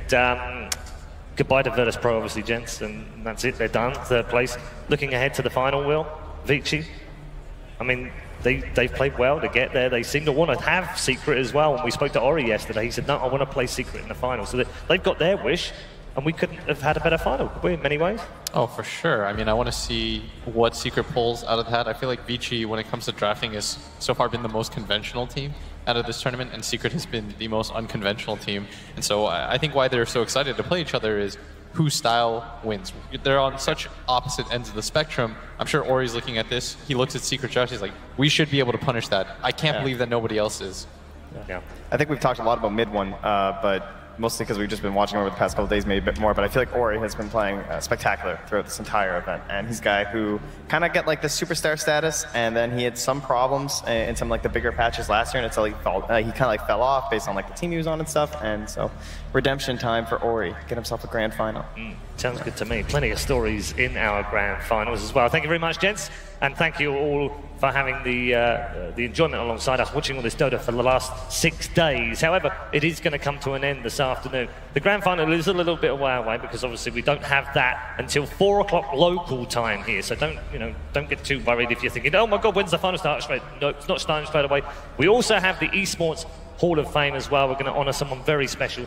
As well as that, we also have another one of those fantastic videos. I know everyone said to me, oh, I love all those backstage videos. I get to see all these people I've never seen before, and they do these amazing jobs. Well, here's another one for you. Let's check in with the communications and PR people. That's my job. I'm talking to people every day, basically. Our work usually starts a lot earlier than at an event. We are writing the press releases, then we're making sure that all the other countries where we are located in, such as France and Spain and Poland, in the US, of course, translate the press releases. We make sure our partners are aware of it, and then we are going full force out, telling the world, hey, there's a new event coming up. for ESL in Hamburg. We announced it 6 months in advance. We drafted a press release, some social assets, trying to spin the storytelling around the event. We are on the one hand communicating to a lot of community people, and then on the other hand to press, which are always a bit more business related, I guess. And last but not least, we're also telling the story to our partners. Here at ESL in Hamburg, we had 12 teams doing interviews. It's a lot of guiding people around, and then we need to brief these people as well. What are the questions? What are potential answers? There's also huge interest for talents, and then we obviously go through the talent manager, and we always prepare them in advance. Basically, catering the viewing experience and content to our fans is something we always prioritize. Our mission is definitely to make more people aware of esports. It has so much potential. We just want to grow it more and more, and that's what ultimately is our goal.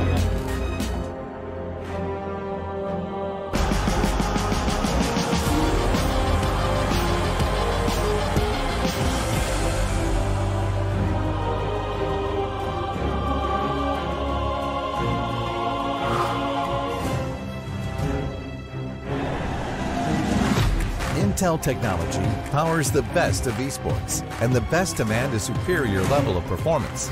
So we're introducing the 9th Gen Intel Core i9 processors, designed for the world's best gamers.